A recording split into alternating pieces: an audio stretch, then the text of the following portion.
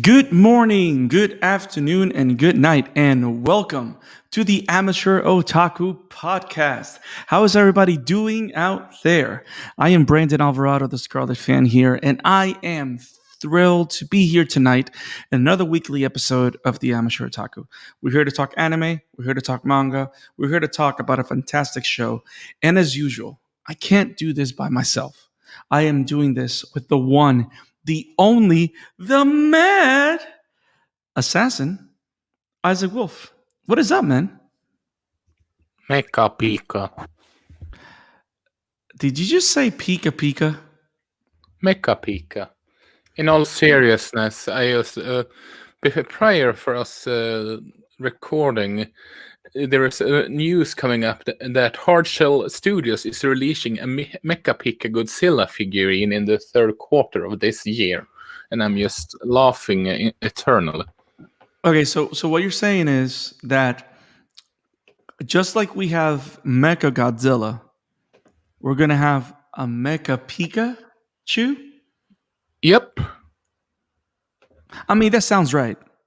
I mean, when you think about it, the two big figurines that you see in Austin Powers Gold Member are a giant Pikachu and a giant Godzilla. So I think that they're trying to tell us that Mike Myers' Austin Powers lives in the Pokemon. Oh wait, that's not what we're doing. I'm sorry.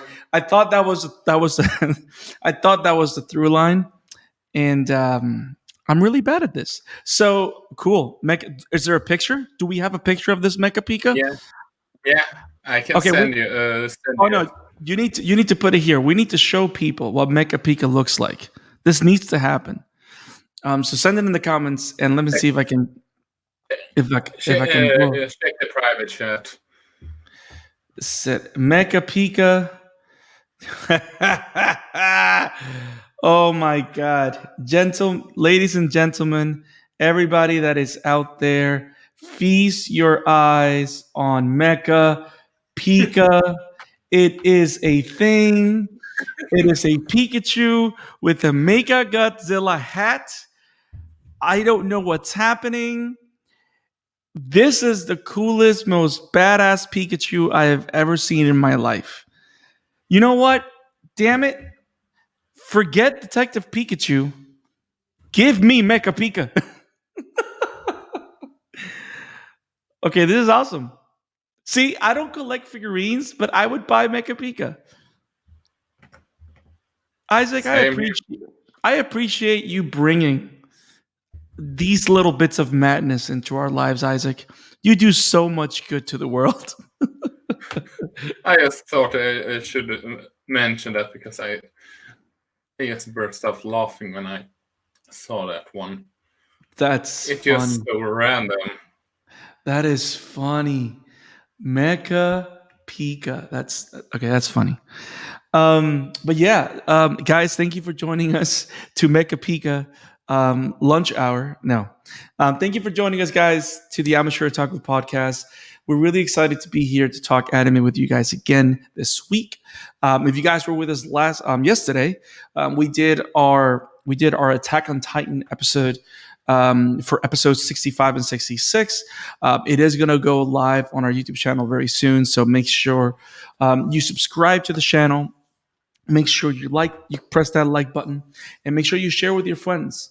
And click on the bell for notifications. Make sure you click on the bell so you can personalize the different announcements that you get, so you don't miss any videos, so you don't miss any streams, so you don't miss any announcements, so you can stay tuned with us with every episode that we do here at the Amateur Otaku Podcast, where we talk anime with you guys to start a conversation.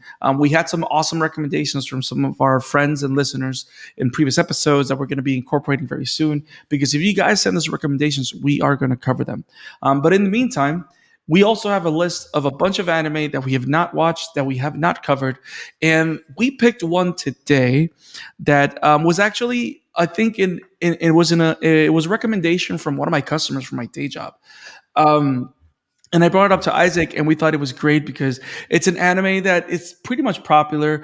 It has pretty good action, and right now it's on Netflix. And it's one of those one season animes. It's just 24 episodes. So it was very easy to watch and binge and enjoy. And I think it's a very interesting show. And Isaac, you are the doc. As you know, I'm the amateur in this equation. You're the doc. Um, let me ask you this question.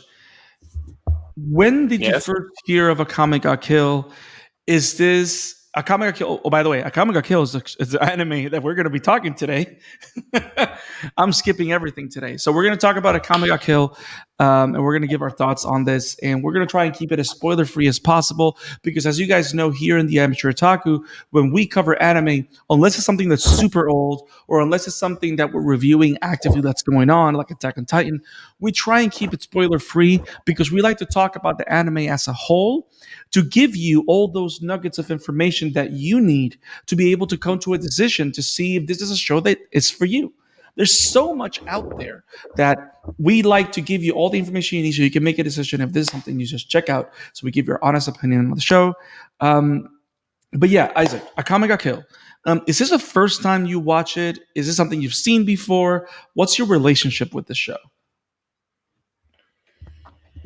I can't recall when I first heard about it. It was a couple of years ago that I know, and I had I think it was through Anime America, which I am subscribed to, which Mhm. is arguably one of the bigger anime YouTubers.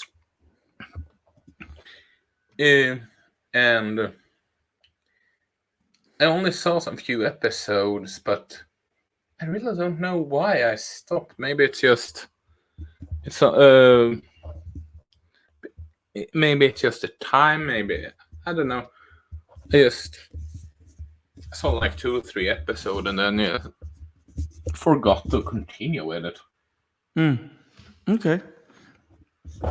I mean, this one in particular is I've always known of its existence. Like I always confuse it because it has the name is very similar to another very popular anime that ends with kill, with is of course Kill la triggered Kill. to kill. Yeah. I don't think they're related. I think they're two very different shows. They just have that kill exclamation point at the end of it.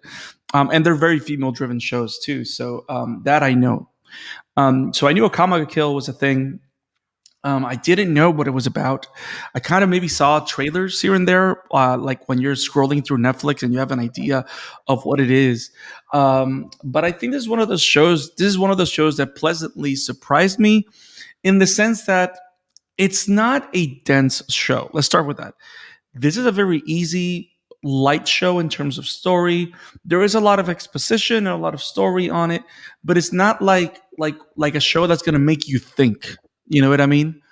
It's a show that is a breeze to watch, and you really are able to just enjoy it through and through. As opposed, for example, that we spent yesterday 2 hours talking about just 2 episodes of Attack on Titan. You know what I mean? Like those are very dense shows. Akame Ga Kill, I don't think is that kind of show. Um, and what surprised me is that with a very simple premise, they give you this nice band of likable characters, and for being a show that I consider decent and okay, it ends with a bang, which is something that I was not expecting. And I think that's the best way I can describe my experience with it. Um, do you have somewhat of a different take on it, or do you think I'm hitting it on the money? I think you're pretty much. I'm on the same boat. Did you know, however, who produced Akame Ga Kill? Well, that's Not as something a that, developer, not as the in, studio that. you're Not talking the about the studio that. studio. Not the studio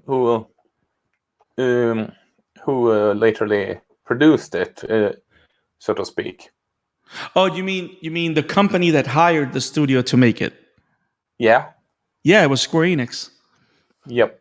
which is Uh, actually which is actually very particular for one of my observations that I'm gonna bring to the conversation once we start digging into it.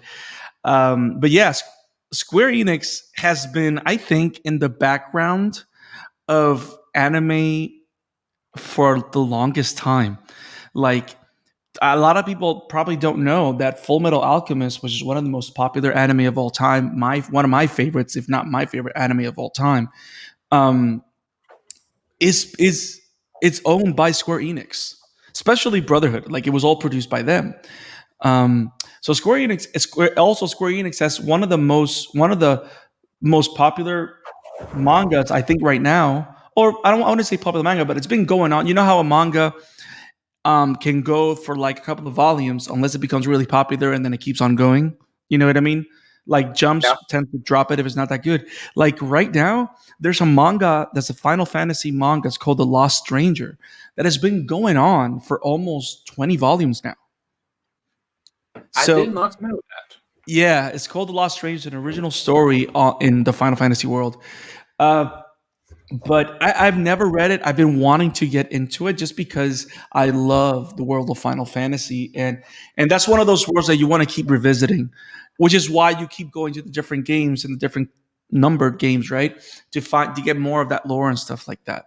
But yeah, Square Enix is behind this show, which is actually super cool. And I think not to say that they're a direct influence to some of the mechanics of the show, to say the least. But yes, I did know that, Isaac, that Square Enix is running the show.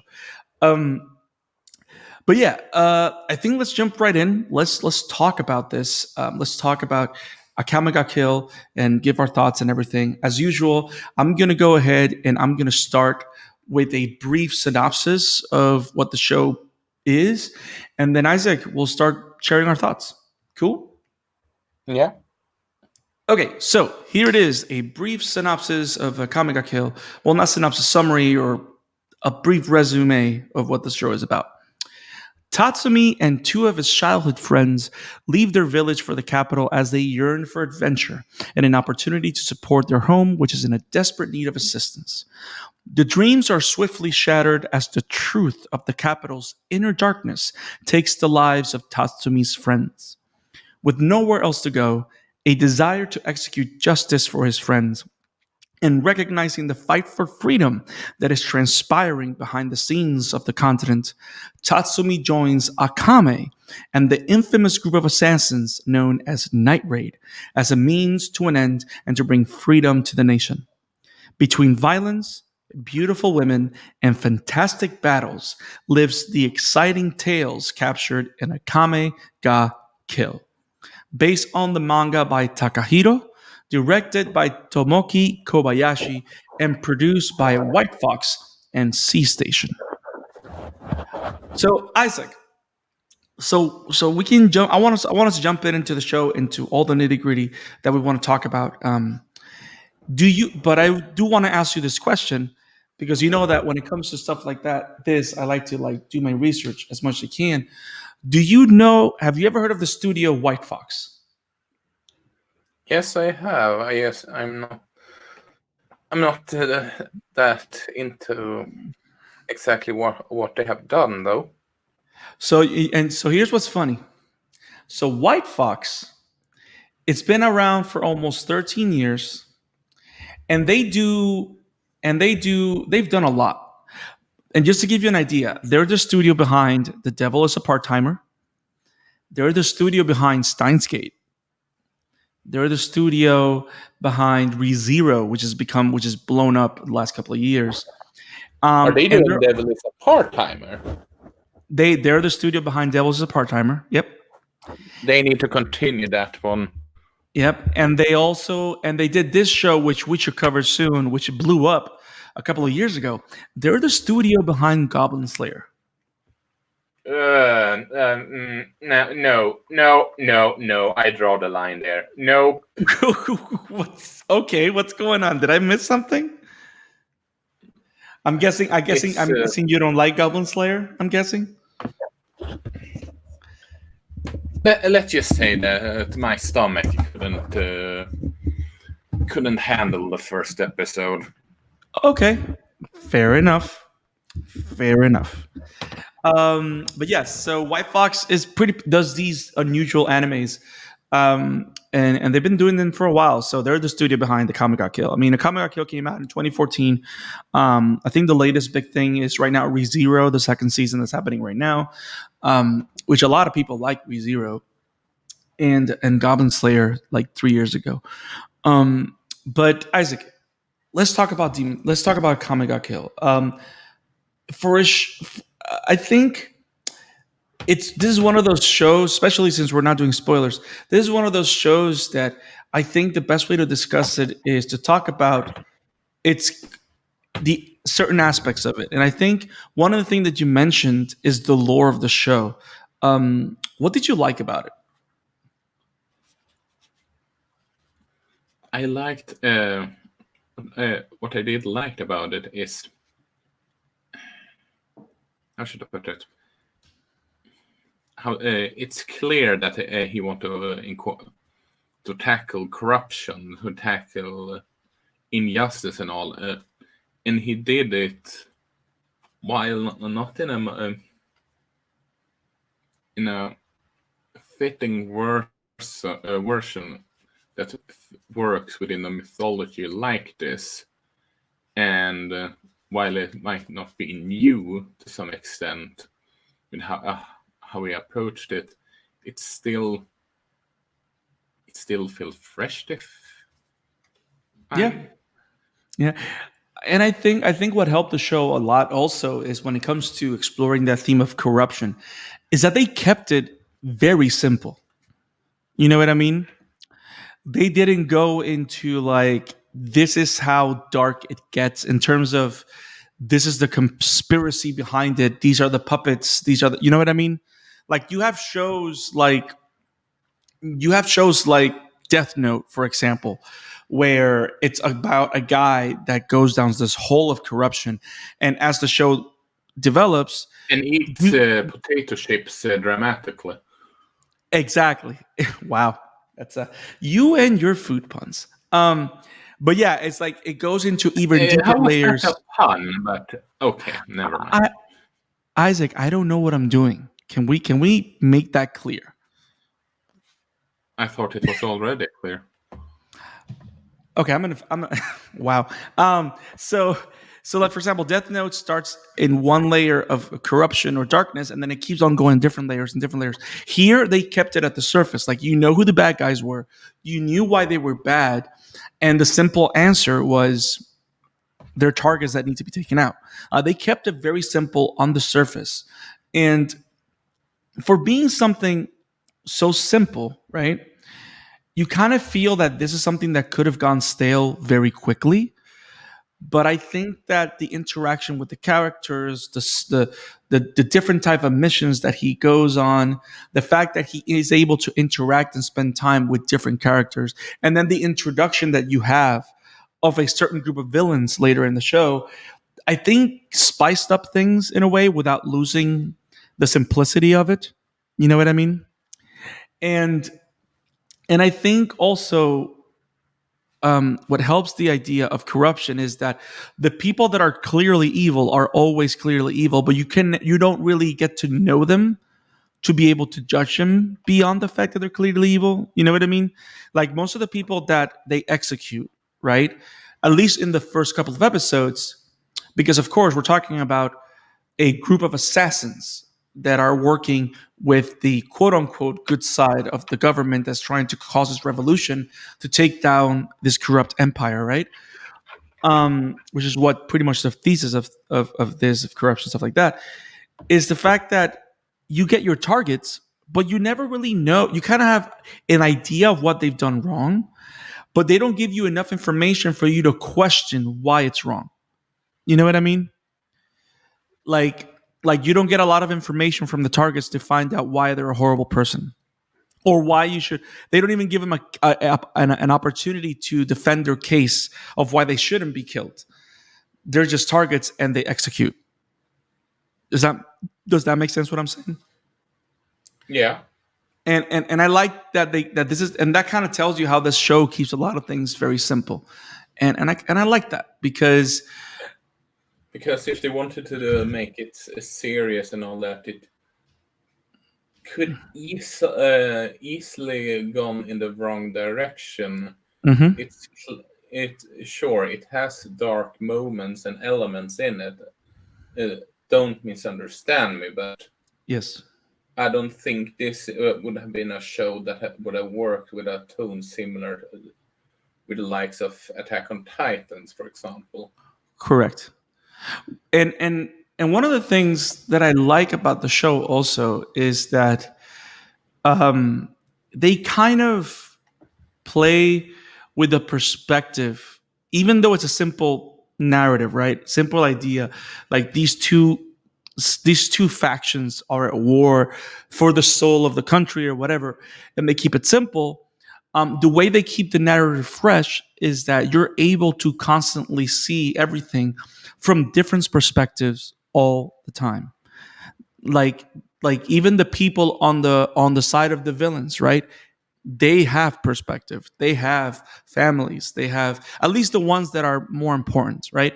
But you never make it gray enough where you never stop rooting for the good guys. You know what I mean? Like nothing's grayed out or anything. Like you still see the villains as the villains, and you kind of enjoy that. um One of the things that I found very surprising also is how the show kind of tricks you in the sense that, especially, it's called Akame Ga Kill, right? And I was looking like the meaning of it. It literally means Akame kills with a blade. That's technically what it means, right? So, so, so I'm expecting Akame to be the main character and the person that we're following, and the story that we're supposed to be. You know what I mean?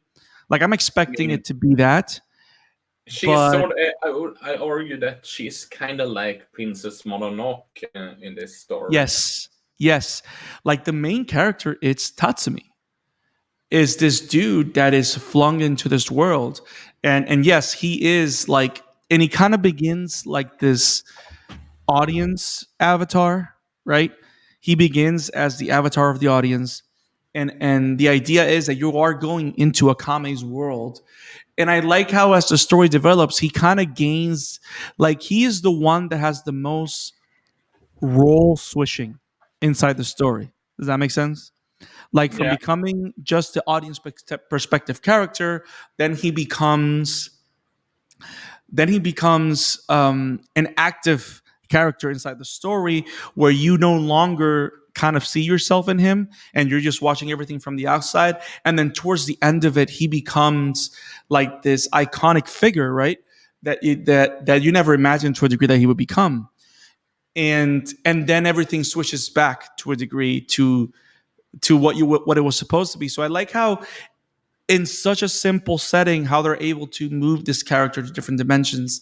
And and I think that's made possible not only by the simplicity of the exploration of corruption, right, in a war written world, but also by the fact that from episode 1 they set up the rules of life and death.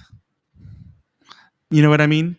Like, yeah, like this is one of those shows that, for being a TV 14 show, like rated for teens, there's a lot of blood in this show, like a lot of blood.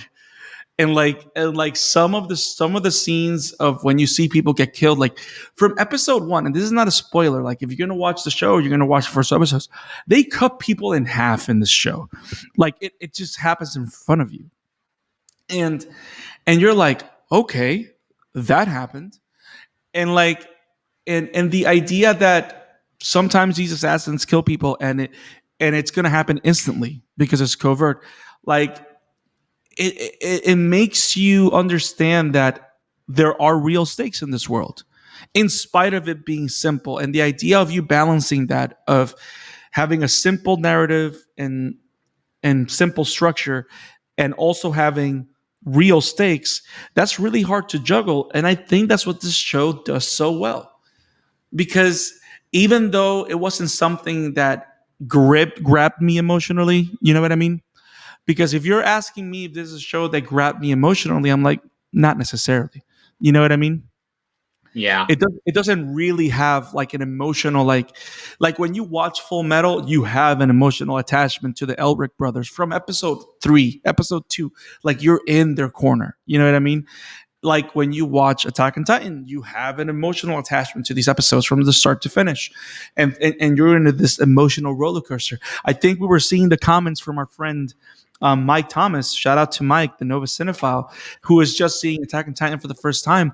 He said that Attack on Titan is the greatest, is the biggest, baddest roller coaster in the best way. You know what I mean?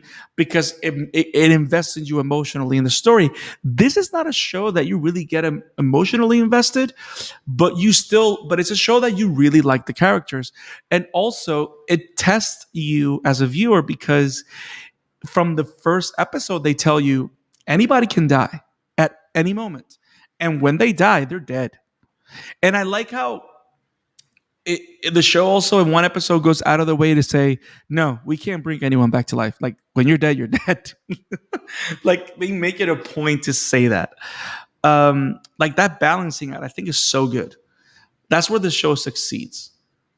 I'm actually talking about it. I'm liking the show a bit more now. Yeah. I mean, if like I said,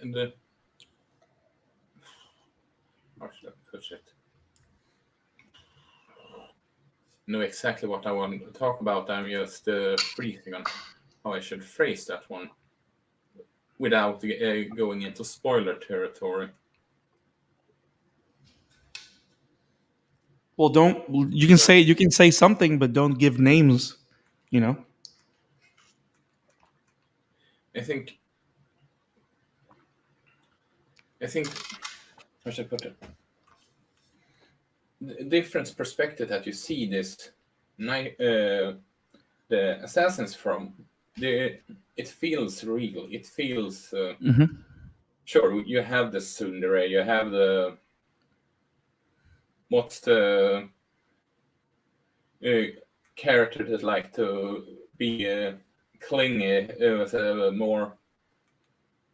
more attached to characters, just hugging and all that. Yes, what's those that group it's called?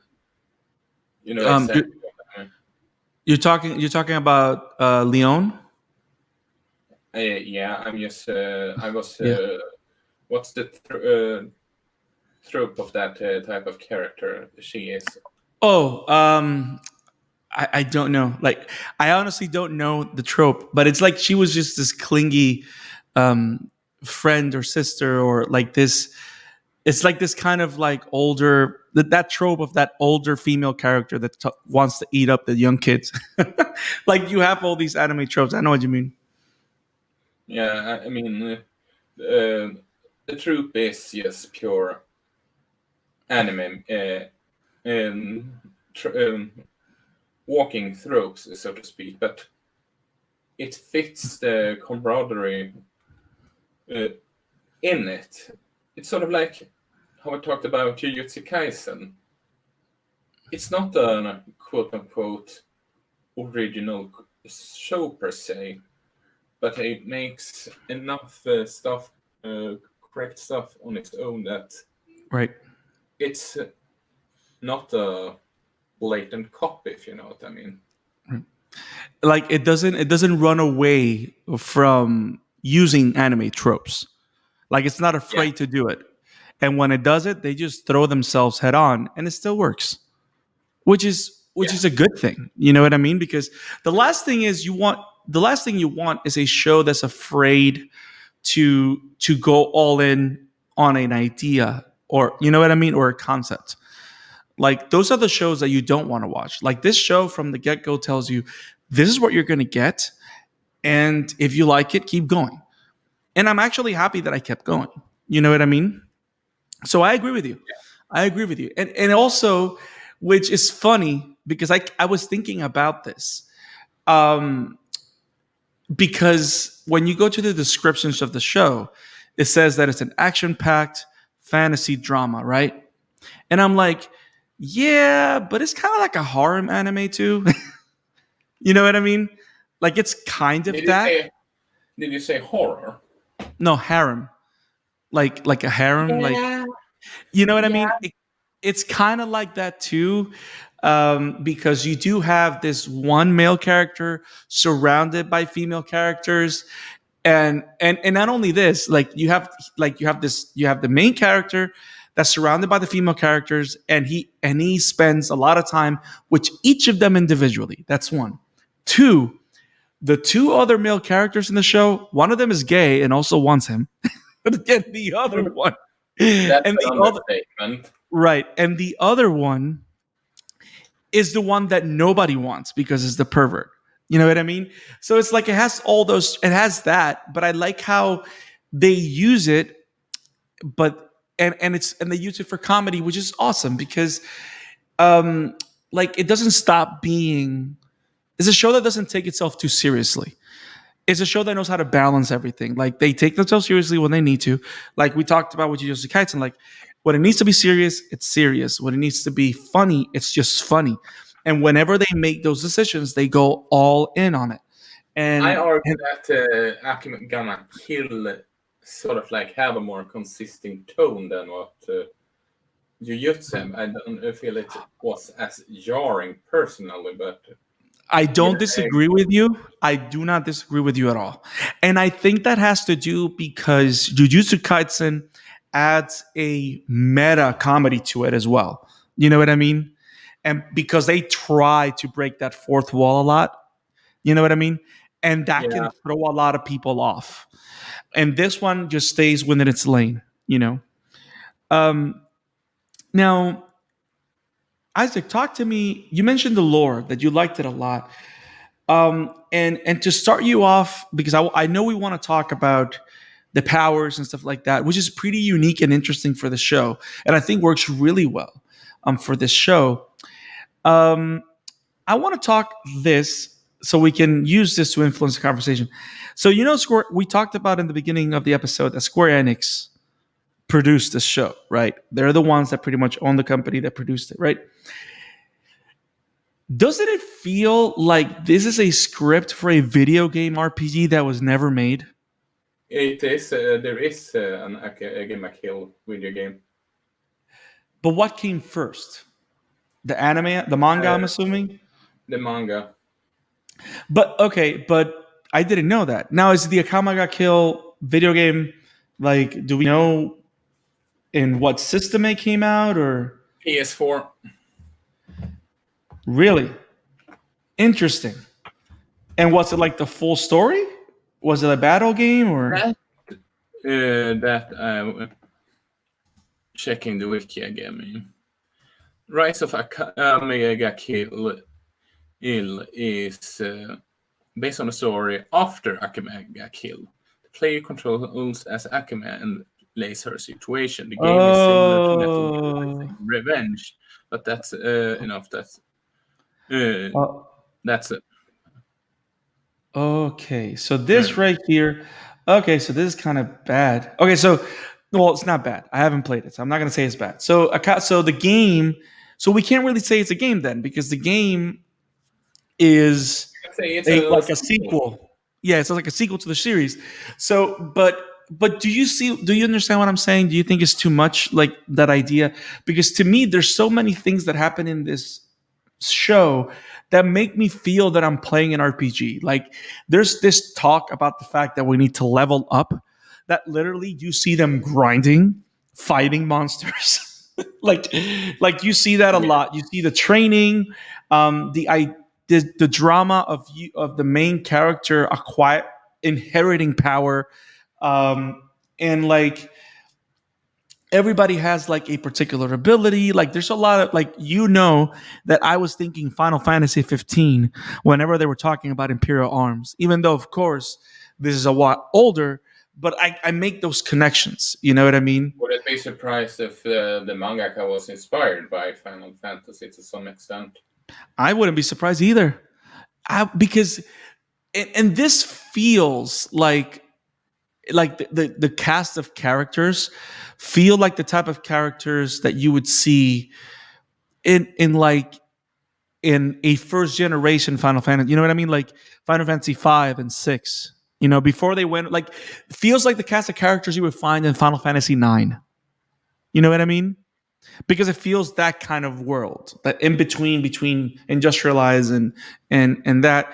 So, but yeah, it felt like I was watching a story for a game, but it was fun. Like because you do see the evolution of the characters, and I think it's so I'm not crazy, right? Like those little tropes and DNAs are there, right? Yeah, I totally agree with you. How do you like the whole lore with the Imperial arms? How do you mean? What were your thoughts of that idea? The idea, I think it was very creative. Yeah, you mean like that? Yeah, I absolutely agree with you.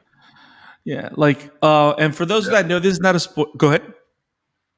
it's that thing in particular screamed Final Fantasy in my book, actually. And it's interesting, and this is not a spoiler, ladies and gentlemen. Because everybody knows that even if you have not seen Dragon Ball Z, everybody knows what a Super Saiyan is. It's a power up, it's a technique, it's an ability, it's something particular to Dragon Ball Z. And most action animes have a thing that distinguishes them. Like you have Naruto with all its ninjutsus and stuff like that. You have Yu Yu Hakusho with all the spirit abilities, Jujutsu Kaisen with all the curses. In this particular show, you have Imperial Arms, which is pretty much a set of weapons that each have particular abilities that you have to have the right affinity to be able to use it. Which again, that's a big video game trope. You know what I mean? Like in some games, you can't pair certain summons with certain characters because you want it. You need to have a certain affinity because you know you have those characters that are better with ice techniques, so you're gonna give the ice summon to that character. You know what I mean? Like Yeah, this show has a lot of that, and these weapons happen to have these characters have particular affinity with the weapons. All the weapons are very creative. It has a little bit of Pokemon too, because some weapons are actual animals, which is interesting. I like how they went very creative with the type of weapons that you see, and how every weapon is very different, which is what you want to see in a show like this. Um, it's like if you like Bleach, but you don't want to spend 5 years of your life watching 360 episodes. This is a good show that shows you, hey, this is different kind of Bankai kind of stuff because they all got Bankais. They all have what they all evolved to this thing called trump cards, which is like a super version of it. Um, like you said before, it takes a lot of these anime tropes and uses them well enough for you to be engaged, right? It's a good show. yeah. I think it's a very good show. Is there anything else in particular that drew your attention that you want to mention that we haven't talked about? It's how should I put it? It's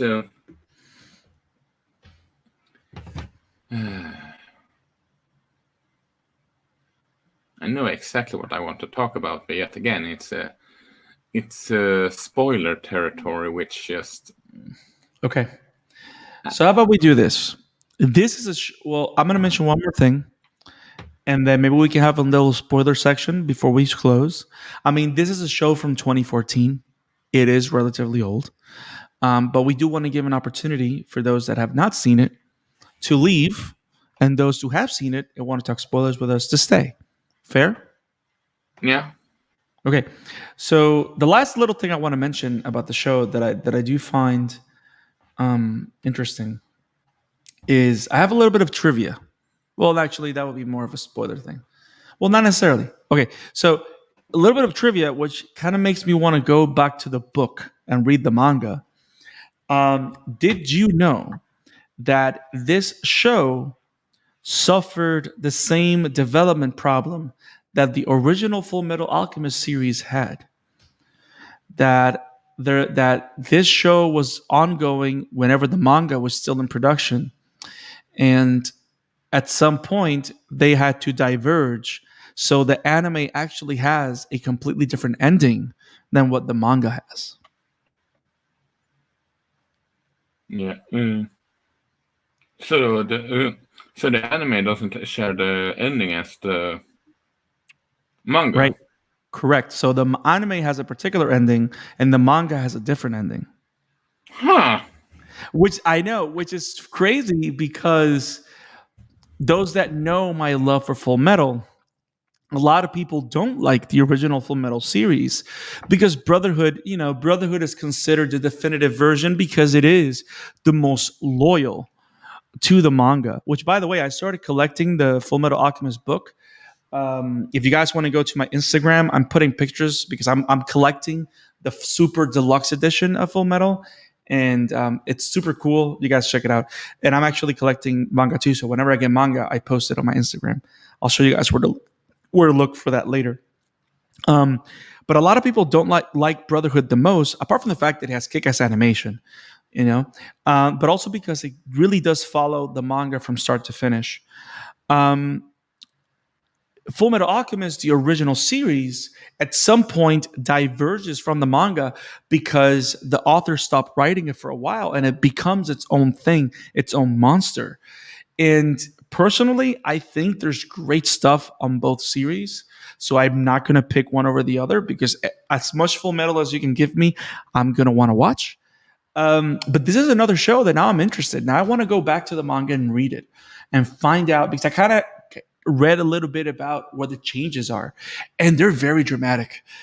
Which I don't want to spoil here now because if you guys haven't seen the show, I don't want to spoil it. Which is why I also want to talk spoilers with you, Isaac. um, but yeah, it has a very interesting thing because now that you mentioned to me that there's a game too. There's so much for everybody. There's also a prequel manga. I don't know if you know this. There's a That I prequel book didn't know. that's called Akame Ga Kill Zero. So there's this is something that was pretty well received. It was developed and spinned off. So there's a lot of Akame Ga Kill for everybody that really wants to get into this lore. Like if you like this world, there's a lot of stuff for more to chew on if you like the show.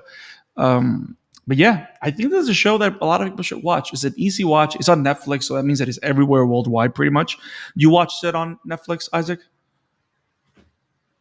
I watched it on Netflix. Yeah. Yeah. So everybody, if he watched it on Scandinavia on Netflix, I watched it on Netflix too. So it's available everywhere, and it's an easy watch. It's 24 episodes. They're only 23, 24 minutes a pop. The music is pretty cool. And the fights. I am gonna say this. We got to say this, Isaac. The battles are pretty awesome.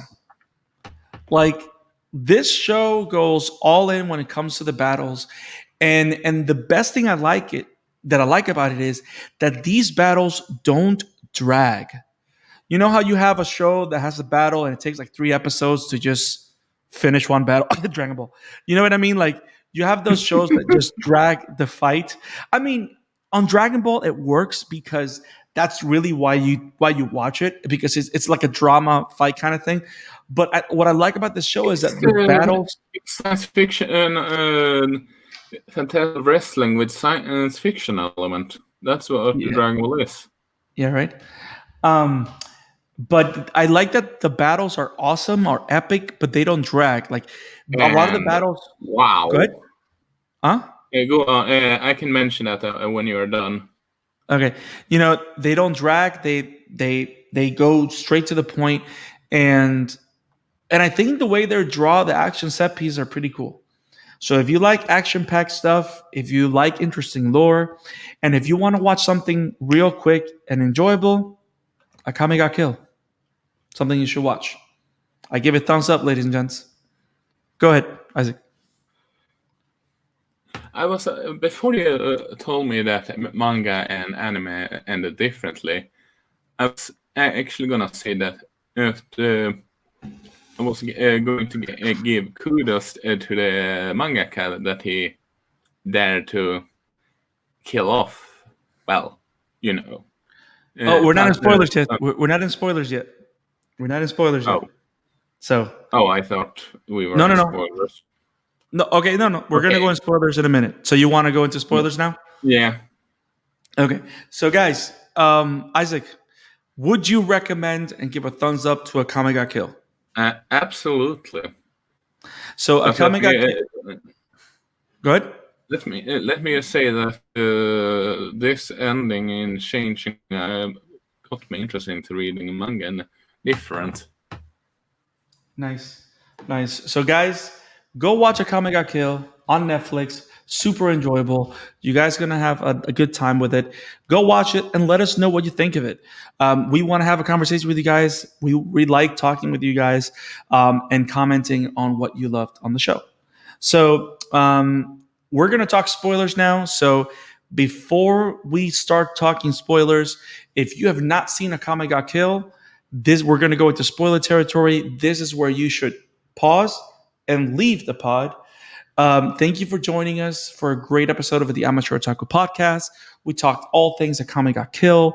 If you love what we're doing, make sure you subscribe to our YouTube channel. Click on the like button and click on the bell for notifications so you do not miss any single episode of the Amateur Otaku Podcast. Also, the Amateur Otaku Podcast is available on your favorite podcast application. It's available on Spotify, Google Podcasts, Apple Podcasts, Radio Public, Stitcher. Wherever you listen to your podcast, you should be able to listen to the Amateur Otaku. So make sure you click like, share with your friends, follow, and listen to our archive. We have a bunch of great episodes in the books. And we will see you next week. Well, we will cover The Promised Neverland, episodes 3 and 4 on Monday. And on Monday you'll find out what we're covering on Tuesday on our weekly episode of a series or show. Have it awesome, guys. We'll see you next time.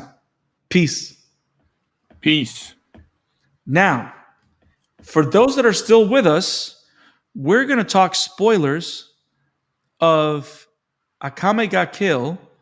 So if you have not seen the show, this is where you need to leave. If you have seen the show and don't mind spoilers, stay. So we're going to start talking spoilers in 3, 2, 1. Okay, Isaac, talk spoilers. Go. I was gonna say that before I knew that the manga and the anime ended differently. I was say that the mangaka had balls to kill off Tatsumi. Yes. Yes. However, do you know how? Did you know that he apparently survives in the manga? Well, that's the thing. Technically, he doesn't, because here's the crazy thing. Because I was kind of reading, and that's why I want to read the manga now, or at least those final chapters, because apparently the divergence, like where the anime and the manga become different, is after episode 19. So it's like those 5 final chapters in the anime. That's where it becomes different. So apparently, in the final battle, the villain is Tatsumi. Because apparently Tatsumi gets absorbed by a dangerous beast, and I think the Incursio Imperial Arm, he becomes consumed and he becomes a giant beast. You know how in the anime we got like the gigantic Megazord Yeah. thing? So in the manga, he becomes a monster. And Akame pretty much has to kill him to stop him from killing people. So he's the one that becomes like this nuclear bomb kind of thing. And the idea of him surviving is because apparently Akame finds a way of killing the beast, but kind of like saving Tatsumi's soul. And like the show and like the manga ends with her going on this journey to try and resurrect Tatsumi, which is kind of weird, but it's interesting as well. He does get resurrected, so to speak. Well, it doesn't show though. He ends up marrying a mine. What do you mean? You mean in the manga?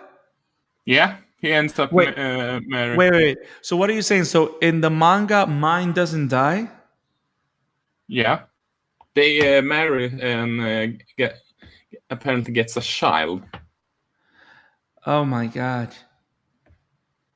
I'm probably gonna still read it, but I think that one of the best deaths in the show was Mine's. I think that was one of the more earned deaths of the show. You know what I mean?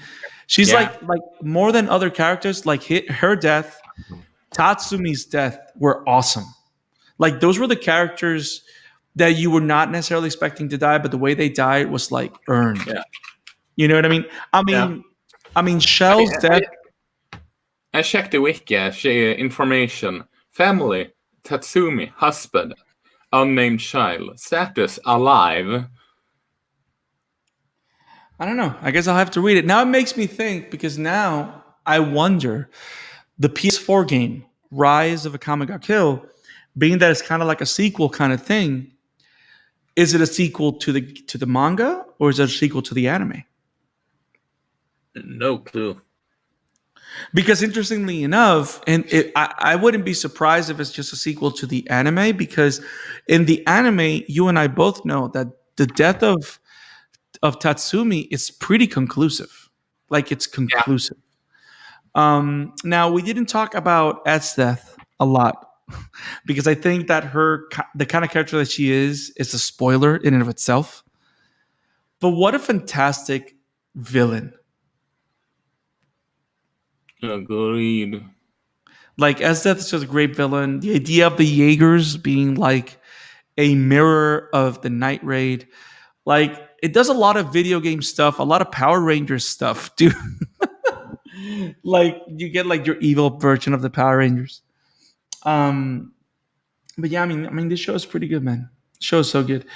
And yeah, and the way it ends, like I feel that the battles on this show are cool and awesome, but this show ended with a bang. Like it went up in scale. They're fighting this huge mecha or whatever, and like,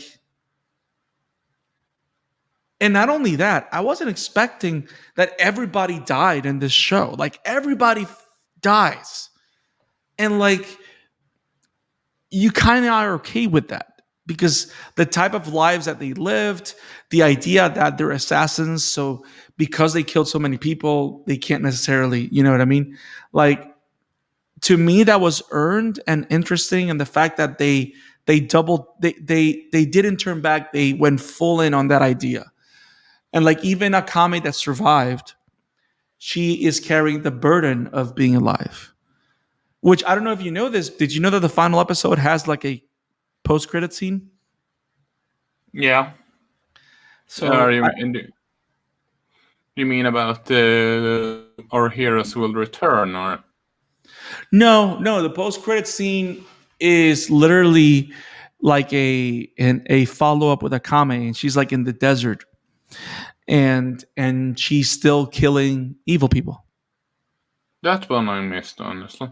Yeah, and that was like at the very end, and it's like probably a minute, and it kind of just tells you like now she's become this wanderer through the land where she's executing justice by still being an assassin. But she's carrying the weight on her shoulders of everything that's happened, and that um, you know it's good. It's good. Um, what was the death that hit you the most, if anything? It was honestly Tatsumi, Mm-hmm. considering his development. Yeah, Mine yeah, is probably Isak there also. yeah.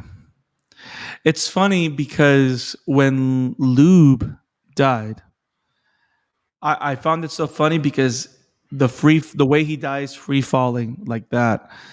That's like the anime meme that you see everywhere, and I never knew what it was. You know what I mean? Like whenever they put a meme of anime people falling, like it's actually him. You know what I mean? So that was like pretty cool. It's like I know what this is. But yeah, to me was that one. Also, the death of Leon was kind of like hit me a little bit. You know, Yeah. like the fact that she came from the slums and she found peace dying in the slums. because she did what she needed to do.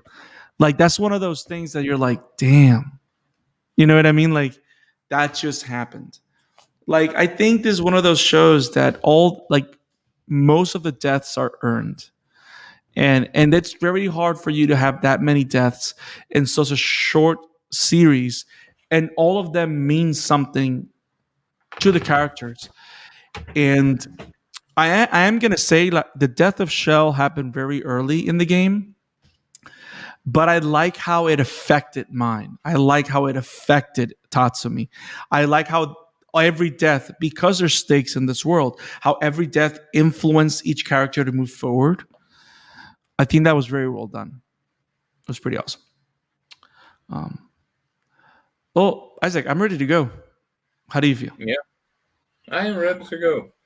I was So, wanted to talk about that bit. Wow, he really kill the characters, yeah. but then just but he took some liberties because of Full Metal situation again. Mm-hmm. That is correctamundo, sir. Correctamundo. So, guys, we'll see you next week as we cover Promised Neverland on Monday during the day. Season 2. So do not miss. Make sure you hit the bell for notifications. Isaac, where can the awesome people out there find you? You can find me at Maniac on Twitter. You can find the Amateur Otaku on Instagram and Twitter, and you can find my work over at Woobum Entertainment. And you And can all find me hail on. Mecha Pikachu. Oh my God. For the love of Mecha Godzilla. Um, and you can find me at the Scarlet Fan 52 on Twitter. You can find me at the Scarlet Fan 52 on Instagram. And you can find me as Brandon Alvarado on Facebook. I do original music. I do poetry. I post anything that's interesting to me, um, and anime movie stuff because I'm that kind of nerd. Thank you for joining us, guys. If there's any recommendations or any shows that you want us to cover in the future, please let us know in the comments below, or let us know directly on the Amateur Otaku Twitter, which is at Amateur Otaku Pod, at Amateur Otaku Pod on Twitter, or you can send us your recommendations, questions, or suggestions and emails to our email amateurotakurtf@gmail.com. That is amateurotakurtf@gmail.com. We will see you next time with more anime goodness. Have it awesome, guys. Peace. Peace.